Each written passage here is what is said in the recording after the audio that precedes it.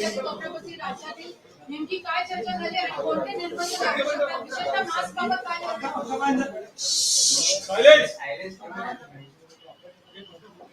आज माननीय प्रधानमंत्री नरेंद्र मोदीजी यांनी सगळ्या अनेक म्हणजे राज्यांच्या प्रमुखांशी, मुख्यमंत्र्यांच्या बरोबर व्हीसी घेतली, ज्यामध्ये त्यांचं नेहमीच आरोग्यमंत्री, गृहमंत्री यांना ते बोलवत असतात. तर या व्हीसीला आम्ही सगळे उपस्थित होतो. प्रामुख्याने प्रधानमंत्र्यांनी संपूर्ण जगामध्ये काय परिस्थिती आहे त्याच्या संदर्भातलं एक प्रेझेंटेशन सगळ्या मुख्यमंत्र्यांना दाखवलं. आपला देश जगामध्ये कशा परिस्थितीत आहे ते पण सांगितलं आणि प्रत्येक राज्य त्या अनुषंगाने कोणत्या कोणत्या स्थितीत आहेत, म्हणजे ऍक्टिव्ह केसेस किती आहेत किंवा डेथ रेट काय आहे, पॉझिटिव्हिटी रेट काय आहे, या सगळ्या संदर्भातलं एक डिटेल प्रेझेंटेशन झालं, ज्याच्यामध्ये वॅक्सिनेशनचं पर्सेंटेज आणि या सगळ्या गोष्टींची चर्चा झाली. या सगळ्या चर्चेतून त्यांनी जे काही सूचना दिलेल्या आहेत त्या सूचना फक्त मी या ठिकाणी सांगू इच्छितो की प्रामुख्याने पंचसूत्री जी आहे, ज्याच्यामध्ये ट्रॅक, टेस्ट, ट्रीट, वॅक्सिनेट आणि कोविड अप्रोप्रिएट बिहेवियर, या पाचही सूत्रानुसार कार्यवाही आपण करणं गरजेचं आहे असं त्यांनी जरा अधोरेखित केलं, सांगितलं की करा. मग आम्ही आता या अनुषंगाने काय ठरवलेलं आहे, तर त्यामध्ये पहिला सूत्र जे आहे टेस्टिंग, तर आज आपण 25,000 दररोज टेस्टिंग करतो आहोत. ही 25,000ची टेस्टिंग आम्ही निश्चित प्रकारे वाढवू, कारण किरकोळ स्वरूपात महाराष्ट्र हे तसं जर बघितलं तर मी एक सांगेल की खूप सेफ झोन मध्ये आहे. काही पॅनिक होण्याची सिच्युएशन अजिबात नाहीये आणि घाबरण्याचा कुठलंही काही कारण नाही. त्याचं कारण असं आहे की 929 आज ऍक्टिव्ह केसेस आहेत. महाराष्ट्राने खऱ्या अर्थाने एका दिवशी 65,000 70,000 केसेस बघितलेले आहेत आणि त्यामुळे एकंदर पर मिलियन मध्ये आपण खूप खाली आहोत.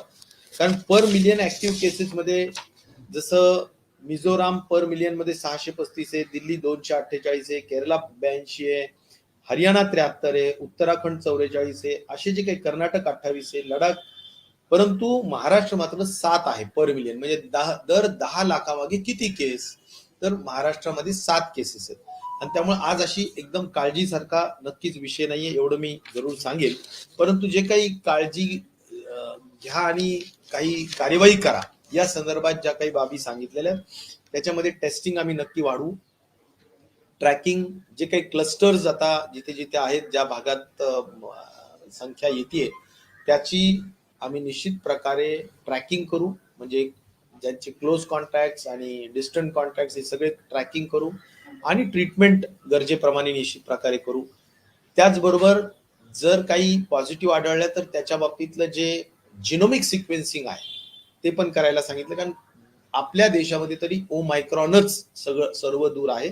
जरी त्याचे काही व्हेरियंट जरी असतील तरी ते मी एवढं सांगेल त्याला डिसेंट म्हणतो त्याला, पण त्या संदर्भाने ते BA1, BA2, BA3 म्हणजे हे ओमायक्रॉनचेच खऱ्या अर्थाने भाग आहेत आणि म्हणून तसा काही वेगळा व्हेरियंट निर्माण झालाय अशातला कुठलाही भाग नाहीये. पण तरी सुद्धा जिनोमिक सिक्वेन्सिंग करायला सांगितलेलं आहे, ते जिनोमिक सिक्वेन्सिंग सुद्धा आम्ही करू. त्यामुळे ऍक्शन पॉइंट्स काय आहेत, तर टेस्टिंग आम्ही नक्की वाढवू, जिनोमिक सिक्वेन्सिंग करू, ट्रॅक ट्रीट करू आणि राहिला सगळ्यात महत्वाचा भाग तो वॅक्सिनेशनचा. वॅक्सिनेशन मध्ये आम्ही कंट्री ऍव्हरेजच्या पेक्षा जे कमी असलेले राज्य आहेत त्यात अगदी आपलं बॉर्डरवरच आहोत आपण. केंद्राच्या सरासरी इतके नक्कीच आहोत. वेगवेगळ्या वयोगटामध्ये थोडंफार कमी जिथे आहे तिथे आपण नक्कीच वाढवणार आहोत वॅक्सिनेशन. हे आजच्या मीटिंग मध्ये ठरवण्यात आलेलं आहे. म्हणजे त्यामध्ये एक मी नवी माहिती या ठिकाणी आवर्जून सांगेल की 6 ते 12 वयोगट हा आता नव्याने वॅक्सिनेशन करण्याची परवानगी ICMR म्हणजेच केंद्र सरकारने दिलेली आहे. त्यामुळे आता हे महाराष्ट्रासमोर पुन्हा एक मोठं काम या ठिकाणी निश्चित प्रकारे आहे की लहान मुलं ज्यांचं वय 6 वर्ष आहे, 6 वर्षापासून तर 12 वर्षापर्यंतच्या वयोगटाला आपल्याला आता वॅक्सिनेशन करावं लागेल. त्यासाठीची डिटेल रूल्स अद्याप पाठवलेले नाहीत, पण जसे ते येतील, कारण आजच प्रधानमंत्र्यांनी हे सांगितलं आणि त्यामुळे जसे ते येतील त्याची अंमलबजावणी महाराष्ट्र शासनाच्या आपल्या महाविकास आघाडीचं आमचं आरोग्य डिपार्टमेंट निश्चित प्रकारे करेल. हा पण मला महाराष्ट्राच्या जनतेला या ठिकाणी विश्वासाने सांगायचं आहे. त्याचबरोबर साधारणपणे 12 ते 15 वयोगट आणि 15 ते 17 वयोगट हा जो काही स्कूल गोईंग वयोगट आहे त्यामध्ये आपण कंट्री ऍव्हरेज पेक्षा थोडं कमी आहोत. त्यामुळे आपल्याला त्यात सुद्धा जाणीवपूर्वक लक्ष देऊन स्कूल्सच्या मॅनेजमेंटला विश्वासात घेऊन पॅरेंट्सला विश्वासात घेऊन आपल्याला वॅक्सिनेशन वाढवावं लागेलच आणि ते करणारच असं आम्ही ठरवण्यात आलेलं आहे.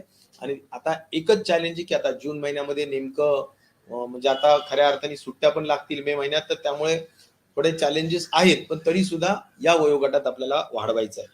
वॅक्सिनेशनचा एक तिसरा महत्वाचा भाग आहे तो म्हणजे प्रिकॉशन डोस. प्रिकॉशन डोस मध्ये सुद्धा आपण मोठ्या पद्धतीनं IEC करणार आहोत, जनजागृती करणार आहोत आणि ज्या ज्या ठिकाणी ज्यांना ज्यांना गव्हर्नमेंटमध्ये प्रिकॉशन डोस अलाउड आहे म्हणजे all health workers, all essential workers आणि ऑल फ्रंटलाईन वर्कर्स प्लस 60+ लोक यांना गव्हर्नमेंटमध्ये प्रिकॉशनरी डोस अवेलेबल आहे. त्याचं पर्सेंटेज त्याचा टक्का सुद्धा कसं वाढेल या दृष्टिकोनातून आम्ही प्रयत्नशील आहोत. परंतु या उपर सुद्धा जे प्रायव्हेटायझेशन मध्ये सुद्धा प्रिकॉशन डोस अवेलेबल करून देण्यात आलेला आहे त्याची सुद्धा जनजागृती करून ज्या ज्या लोकांना खासगी ठिकाणी जाऊन प्रिकॉशन डोस घ्यायचे असतील त्यांनी जरूर घ्यावेच असा आग्रह मी आजच्या या PC मध्ये सर्व महाराष्ट्राच्या जनतेला निश्चित प्रकारे करू इच्छितो. त्याचबरोबर हा सगळा जरी वॅक्सिनेशनचा विषय झालेला असेल म्हणजे वॅक्सिनेशन आम्ही खूप जोर देत आहोत. कोविड अप्रोप्रिएट बिहेवियर मध्ये एक महत्वाचा भाग असा वाटतो की आज माननीय राज्याचे मुख्यमंत्री कदाचित 5-6 वाजता सर्व कलेक्टर्सच्या बरोबर एक बैठक निश्चित प्रकारे घेतील. आज असा सुतोवाच त्यांनी आमच्या मीटिंगमध्ये केलेला आहे आणि त्यामुळे त्या मीटिंगच्या अनुषंगाने कदाचित गर्दीच्या ठिकाणी पुन्हा मास्क कंपल्सरी होऊ शकतात असा निर्णय या मीटिंगच्या नंतर माननीय मुख्यमंत्री घेण्याच्या संदर्भातला एक मला निश्चित प्रकारे असं वाटतं की त्या संदर्भाने निर्णय होईल. गर्दीच्या ठिकाणी मास्क घालायला हवेत. त्याचबरोबर जरी मास्क मुक्ती नाही तरी मास्क सक्ती नाही हा जो काही विषय मध्ये मी बोललो होतो त्या दृष्टीनं फक्त आपल्याला जसं दिल्लीमध्ये आज दिल्लीच्या मुख्यमंत्री केजरीवाल यांनी सांगितलं आम्ही 500 रुपीज फाईन सुरू केलेला आहे. UPच्या मुख्यमंत्र्यांनी सांगितलं ज्या ज्या ठिकाणी दिल्लीच्या सलग असे जे जिल्हे आहेत त्या ठिकाणी त्यांनी सुद्धा मास्क सक्तीचं केलेलं आहे, मॅन्डेटरी केलेलं आहे. तर अशा संदर्भाने आपल्याला सक्ती करावं का नाही हा माननीय मुख्यमंत्री महोदय कलेक्टर्सच्या संदर्भाने मीटिंग घेऊन ठरवतील. परंतु गर्दीच्या ठिकाणी करावं अशा पद्धतीची एक जनरल चर्चा आमच्या आरोग्य विभागाच्या वतीनं निश्चित प्रकारे झाली. याच बरोबर मला हे सांगायचंय की मुख्यतः आणखीन एक आढावा झाला तो म्हणजे ECRP 2च्या संदर्भात म्हणजे एमर्जन्सी कोविड रिस्पॉन्स प्रोग्राम. यामध्ये केंद्राने राज्यांनी मिळून काही जी निधी दिलेली आहे त्याच्या संदर्भाने किती म्हणजे जसं बेड्स वाढवणं, हॉस्पिटलच्या सुविधा वाढवणं, ICU बेड्स वाढवणं, त्याच्यानंतर OTs वाढवणं, पीडियाट्रिक OTs वाढवणं या सगळ्या संदर्भाने जो काही खर्च अपेक्षित आहे त्याच्यामध्ये महाराष्ट्र निश्चित प्रकारे स्टेट म्हणजे कंट्री ऍव्हरेज पेक्षा नक्कीच खूप पुढे आहे. त्यामुळे महाराष्ट्राची यादीमध्ये ECRP 2च्या खर्चाच्या अनुषंगाने महाराष्ट्र नक्कीच चांगली कामगिरी त्या ठिकाणी करू शकलेली आहे हे सुद्धा मला या निमित्ताने नम्रपणे सांगितलं पाहिजे. तर या सगळ्या संदर्भाने चर्चा झालेली आहे आणि मला असं वाटतं की प्रामुख्याने आणखीन एक महत्वाची बाब जी सांगण्यात आली ती म्हणजे आपले जे काही हॉस्पिटल्स आहेत त्या सगळ्या हॉस्पिटल्सला फायर ऑडिट्स करून घेऊन त्याच्या अनुषंगाने पूर्ण प्रिव्हेन्शन ऑफ फायर कसं करता येऊ शकेल त्या संदर्भात सुद्धा काम करावं. मेंटेनन्स जे असतात EC 24/7 चालू असतात तर तसं न होता त्याच्या संदर्भात सुद्धा मेंटेनन्स आणि रूल्स फॉलो करण्याच्या संदर्भातल्या सुद्धा गोष्टी व्हाव्यात. सगळ्या ज्या काही कोविडच्या संदर्भातले इक्विपमेंट्स आहेत ते सगळे फंक्शनल राहावेत अशी अपेक्षा सुद्धा जी करण्यात आलेली त्या संदर्भात सुद्धा आम्ही आरोग्य विभागाने काळजी घेऊन या सगळ्या गोष्टी कराव्यात असं आम्ही त्या ठिकाणी सांगितलंय. तुम्ही जर म्हणालात ना की फायर ऑडिट करावं हॉस्पिटलचं सगळ्या, तर ते मॅन्डेटरी केलेलं आहे की जस्ट नाही, माझं असं मत आहे की फायरच्या संदर्भात आम्ही स्वतःनी म्हणजे राज्य शासनाने नाही, त्यांनी आम्हाला जनरल एवढंच सांगितलं की फायरच्या संदर्भातली काळजी घ्या, गरमीचे दिवस आहेत. प्रधानमंत्री महोदयांनी ते आवर्जून सांगितलं की गरमीचे दिवस आहेत, काळजी घ्या, आणि ते आहेत. परंतु आम्ही त्याच्यामध्ये एक नक्कीच आहे की या अगोदरच डिस्ट्रिक्ट प्लॅन मध्ये म्हणजे DPDC मध्ये आपण त्यामध्ये मोठ्या पद्धतीनं आता निधीची तरतूद केलेली आहे, अधिकार दिलेले आहेत, आणि त्यामुळे त्याचं ऑडिट करून त्याच्या संदर्भात जे काही करायचं असेल ते सगळ्या गोष्टी कराव्यात आणि त्याला निधीची उपलब्ध करून दिल्यामुळे मला खात्री आहे की महाराष्ट्रातल्या सगळ्या सरकारी दवाखाने, मग ज्यामध्ये ग्रामीण रुग्णालय आहेत, ज्यामध्ये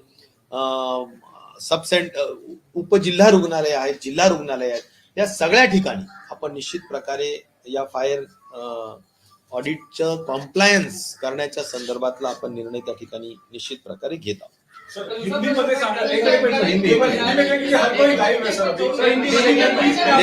देखिए एक मिनिट,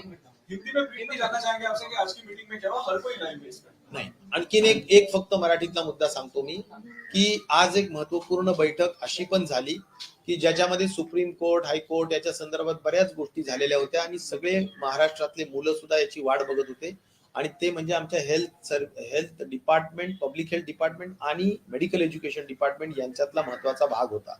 आणि त्यात असं ठरलं होतं की बाबा दोन्ही मंत्र्यांना बरोबर बैठक घ्यावी. तर माननीय अजितदादा पवार साहेब यांच्या दालनामध्ये आज बैठक झाली आणि इन सर्व्हिस PG हे जे झिरोवर आकडा आणला होता की 0% म्हणजे इन सर्व्हिस PG ला 1% सुद्धा ठेवायचा नाही, जो पूर्वी 30% होता. पण आता जसं जसं मेडिकल कॉलेजेस वाढवलेले आहेत तर त्यांना SR जे लागतात त्यांना सिनियर रेसिडेन्शियल, तर त्या दृष्टिकोनातून त्यांनी हा इन सर्व्हिस PGचा आकडा 0वरच आणला होता. तर त्या दृष्टिकोनातून आता ग्रामीण भागामध्ये अजिबात पोस्ट ग्रॅज्युएट डॉक्टर्स मिळाले नसते ह्या सगळ्या निर्णयामुळे, आणि त्यामुळे ग्रामीण भागामध्ये, दुर्गम भागामध्ये पोस्ट ग्रॅज्युएशन डॉक्टर्स मिळावेत, कारण त्या ठिकाणी जर ते गेले तर त्यांना काही मार्क्स वाढून मिळण्यास सुद्धा मदत होते आणि त्यांना एक इन सर्व्हिस PGचा जो कोटा असतो त्यामध्ये सुद्धा त्यांना पोस्ट ग्रॅज्युएशन करण्यासाठीची एक संधी असते. ही संधी आज 0% कोटा केल्यामुळे त्या ठिकाणी नव्हती. तिला आता आम्ही बैठक घेऊन आम्ही आमची बाजू पूर्णपणे सांगून त्या ठिकाणी दोन्ही मंत्री महोदय, माननीय अमित देशमुख, आम्ही सगळ्यांनी आणि आदरणीय दादांनी त्यातला जो निर्णय दिला त्यामध्ये 25% एवढा PG साठी इन सर्व्हिस कोटा हा सुद्धा त्या ठिकाणी देण्यात आलेला आहे. हे सुद्धा मला असं वाटतं महाराष्ट्राच्या जनतेलाही कळावं, खास करून MBBS जे डॉक्टर्स आहेत त्यांच्यासाठी हा फार कळीचा मुद्दा होता. जे हजारो डॉक्टर्स पास आउट होतात त्यांना इन सर्व्हिस PG करायचे असतं, त्यांच्यासाठी हा महत्त्वाचा. आज यहाँ पर prime minister honourable Modi ji का जो मीटिंग हुआ जिसमें खास तौर पर उन्होंने सभी CMs जहां पर कोविड के केसेस बढ़ रहे उसके बारे में विस्तार से उन्होंने रिव्यू लिया, प्रेजेंटेशन हुआ. प्रेजेंटेशन में दुनिया में क्या हो रहा है, हमारे देश में क्या हो रहा है, हमारे राज्यों में क्या क्या हो रहा है, उसकी पूरी परिस्थिति का पूरा विमोचन वहां पर यानी वहां पर प्रेजेंटेशन हुआ है.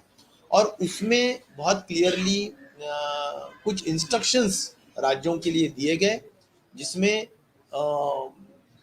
5 पॉइंट प्रोग्राम जैसा कि test, treat, track, Covid appropriate behaviour and vaccination.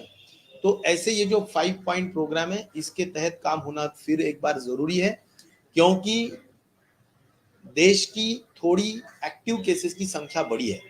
जैसा कि कुछ राज्यों में, खास तौर पर नॉर्दर्न राज्यों में ज्यादा और नीचे केरला में भी बहुत ज्यादा मात्रा में केसेस बढ़ी है. और लेकिन महाराष्ट्र की केसेस में चिंता करने लायक निश्चित तौर पर कोई वजह नहीं है, क्योंकि हमारे पर मिलियन केसेस में सिर्फ 7 केसेस की संख्या है, जिसमें अन्य राज्यों के तुलना में या अन्य राज्यों की कंपैरिजन में निश्चित तौर पर हम बहुत कम है. लेकिन एक जरूरी है कि जो उन्होंने पंचसूत्री का मेंशन किया है, उसमें हमने टेस्टिंग बढ़ाने का निश्चित तौर पर निर्णय लिया है कि महाराष्ट्र में 25,000 पर डे टेस्ट किया जाता था, अभी वो हम कम से कम 50,000 तक लेके जाने की कोशिश निश्चित तौर पर करेंगे। क्लस्टर अप्रोच बिहेवियर का, यानी जहां पर क्लस्टर में कुछ केसेस आते हैं तो वहां पर प्रॉपर ट्रैकिंग किस तरह से किया जाए, वह भी हम स्वास्थ्य विभाग की तरफ से पूरा उसमें ध्यान रखेंगे, मॉनिटर करेंगे। और ट्रीटमेंट का तो जरूर हमारे पास इंफ्रास्ट्रक्चर बहुत अच्छी तरह से, ट्रीटमेंट का कोई प्रॉब्लम नहीं आएगा। रहा सवाल वैक्सीनेशन के हद तक, वैक्सीनेशन में माननीय प्रधानमंत्री जी के वीसी में जो आज की स्थिति नजर आई है, उसमें जो स्टेट्स कंट्री के एवरेज से कम है, उन्होंने कंट्री के एवरेज से ऊपर जाना चाहिए। तो बच्चों के हद तक, यानी एज ग्रुप 12 टू 15, 15 टू 17, यह एज ग्रुप में हम माइनर कंट्री से थोड़ा कम है, तो हम निश्चित तौर पर उसको आगे बढ़ाने के लिए स्कूल मैनेजमेंट्स और पेरेंट्स सबको विश्वास में लेते हुए निश्चित तौर पर इसकी मात्रा बढ़ाने का काम हम जरूर करेंगे, उस पर बहुत ज्यादा फोकस करेंगे। और रहा सवाल जो नया एक एज ग्रुप जिसकी मंजूरात अभी केंद्र सरकार ने दी है, वो एज ग्रुप है 6 इयर्स टू 12 इयर्स। तो 6 टू 12 इयर्स का एज ग्रुप जो है, उसमें अभी हम नए सिरे से वैक्सीनेशन करने के बारे में पूरा प्लान करके वैक्सीनेशन करने की पूरा इम्प्लीमेंटेशन करने के लिए हम जरूर आने वाले दिनों में कोशिश करेंगे। और उसका जो रूल्स रेगुलेशंस और प्रोटोकॉल भेजा जाएगा, उसके तहत हम काम निश्चित तौर पर करेंगे। रहा सवाल प्रिकॉशन डोज का, प्रिकॉशन डोज के माध्यम से भी जिनको गवर्नमेंट हॉस्पिटल्स में फ्री प्रिकॉशन डोज अलाउड है, वह हेल्थ वर्कर्स हो, फ्रंटलाइन वर्कर्स हो, एसेंशियल सर्विसेज के वर्कर्स हो, या 60 प्लस एज ग्रुप के वर्क आगे के लोग हो, उनको सभी को हम मोटिवेट करके उसकी मात्रा भी जरूर हम बढ़ाएंगे। और जो प्राइवेट में करना चाहते हैं, 18 प्लस के आगे के जो प्रिकॉशन डोज लेना चाहते हैं, उनको भी बढ़ावा देने के लिए निश्चित तौर पर हम उसकी भी आईसी हम करेंगे और लोगों को हम प्रिकॉशन डोज के लिए भी मोटिवेट करने का काम जरूर करेंगे। रहा सवाल खास तौर पर जो किस वेरिएंट का आज हमारे देश में वायरस दिख रहा है, तो वो ओमाइक्रॉन ही है। और उसके हद तक भी अगर आज कोई पॉजिटिव केसेस आते हैं, तो उसमें भी अगर जीनोमिक सीक्वेंसिंग करना है, तो जीनोमिक सीक्वेंसिंग के लिए भी महाराष्ट्र का स्वास्थ्य विभाग निश्चित तौर पर पूरी तरह से तैयार है, उसमें भी हम पूरा काम निश्चित तौर पर करेंगे। और मास्क के हद तक और कोविड अप्रोप्रिएट बिहेवियर के हद तक जो मैं कहूँगा कि कोविड अप्रोप्रिएट बिहेवियर में माननीय मुख्यमंत्री जी का यह कहना है कि हम जहाँ पर भी भीड़ होती है, पब्लिक प्लेसेस है, मास्क फिर कंपलसरी होना उन्हें जरूरी लग रहा है। लेकिन इसका जो फाइनल डिसीजन है, उसके बारे में माननीय मुख्यमंत्री जी आज शाम को 5-6 बजे के दरमियान सभी कलेक्टर्स की मीटिंग लेके उनसे भी राय मशवरा करके अगर पब्लिक प्लेसेस में कुछ मास्क कंपलसरी करना है, तो उसके बारे में वे निर्णय घोषित करेंगे। लेकिन इन प्रिंसिपल थोड़ी बहुत चर्चा निश्चित तौर पर हुई है। लेकिन जैसा कि दिल्ली में और कई यूपी के जिलों में वहाँ के प्रशासन ने, वहाँ के मुख्यमंत्री जी ने आज के इस मीटिंग में जैसा कहा है कि उन्होंने 500 रुपीज फाइन वहाँ पर मास्क न पहनने वालों लोगों के लिए लगाई है। उस तरह का निर्णय निश्चित तौर पर महाराष्ट्र में होने की आज जरूरत नहीं है, लेकिन माननीय मुख्यमंत्री जी उसके बारे में फाइनल कॉल जरूर लेंगे। तो यही कुछ डिसीजंस है। ECRP 2 के बारे में भी कुछ चर्चा हुई कि जिसमें इंफ्रास्ट्रक्चर स्ट्रेंथनिंग करने का चर्चा हुई थी। तो जो भी केंद्र सरकार ने निधि दिया है या फंड्स दिए हैं, उसके बारे में महाराष्ट्र का एक्सपेंडिचर बहुत अच्छी तरह से हुआ है। उसके बारे में मीटिंग में भी महाराष्ट्र का महाराष्ट्र की किए हुए काम पर संतुष्टता व्यक्त की गई है और हम भी जैसा कि कई ओटीज है, आईसीयूज है, पीडियाट्रिक ओटीज है, बेड्स है, ऑक्सीजन्स है, तो ये सभी के हद तक महाराष्ट्र का काम निश्चित तौर पर अच्छा हुआ है और उसके बारे में भी हम जितना एक्सपेंडिचर बहुत अच्छी तरह से हो सकता है उसके बारे में हम कोशिश निश्चित तौर पर करेंगे। तो फायर के हद तक एक लास्ट मुद्दा ऐसा हुआ है कि फायर ऑडिट्स और अभी जो गर्मी के दिन है तो कुछ फायर हैजार्ड होने की संभावना माननीय प्रधानमंत्री जी ने भी व्यक्त की है।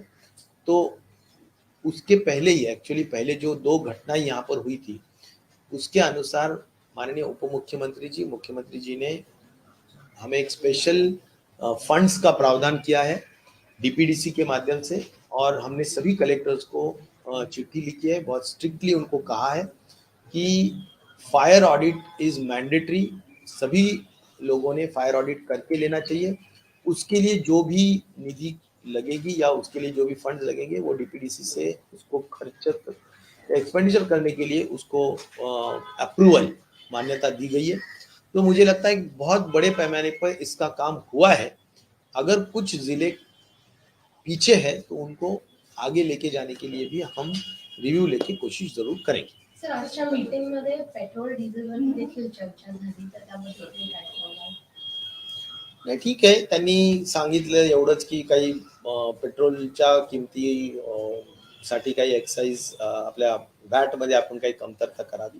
पण मला एकच सांगायचं की या संदर्भात खरं तर माननीय मुख्यमंत्री महोदय निर्णय घेतील, परंतु महाराष्ट्रात हे सगळ्यात जास्त कर देणारं राज्य आहे, सगळ्यात जास्त म्हणजे गव्हर्नमेंट ऑफ इंडियामध्ये सगळ्यात जास्त कर जर कशातून जात असेल कोणत्या राज्यातून तो सगळ्यात जास्त महाराष्ट्रातून जातो आणि त्यामुळे मला असं वाटतं की जर महाराष्ट्र सगळ्यात जास्त कर देतो तर जसं आता गॅसच्या संदर्भात आपल्याला जे योग्य वाटलं त्या प्रमाणात काही प्रमाणात राज्य सरकारने स्वतःच्या रेव्हेन्यूचा नुकसान करून काही भाव कमी करण्याचा प्रयत्न केलेलाच आहे आणि त्यामुळे मला असं वाटतं की माननीय उपमुख्यमंत्री आणि मुख्यमंत्री फायनान्स मिनिस्टर म्हणून आणि राज्याचे प्रमुख म्हणून या संदर्भातला योग्य तो निर्णय घेतील।